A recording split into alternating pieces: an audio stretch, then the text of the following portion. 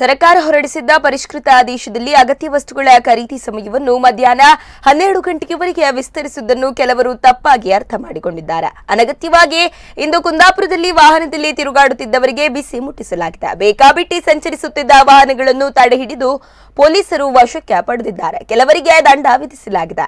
ಅಗತ್ಯ ವಸ್ತುಗಳ ಖರೀದಿಗೆ ಮಾತ್ರ 12 ಗಂಟೆಯ ತನಕ ಅವಕಾಶವಿತ್ತು. ಆದರೆ ಕೆಲವರು ಅನಗತ್ಯವಾಗಿ ತಿರುಗಾಟ ಮಾಡುತ್ತಿರುವುದು ಕಂಡುಬಂತು. ವಾಹನ ದಟ್ಟಣೆ ಹೆಚ್ಚಿರುವುದನ್ನು ಮನಗಂಡ ಆರಕ್ಷಕರು ತಕ್ಷಣ ಕಾರ್ಯಪ್ರವೃತ್ತರಾಗಿ ಪರಿಶೀಲನೆಗೆ ಮುಂದಾದರು. ಈ ಸಂದರ್ಭ ಹಲವಾರು ಮಂದಿ ಸೂಕ್ತ ಕಾರಣಗಳಿಲ್ಲದೆ ತಿರುಗಾಡುತ್ತಿರುವುದು ಕಂಡುಬಂದಿದೆ. ಇಂತಹ ವಾಹನಗಳನ್ನು ಪೊಲೀಸ್ ವಶಕ್ಕೆ ಪಡೆದು ಕೊರೋನಾ ನಿಯಮ ಉಲ್ಲಂಘನೆಯಡಿ ಪ್ರಕರಣ ದಾಖಲು ಮಾಡಿದ್ದಾರೆ.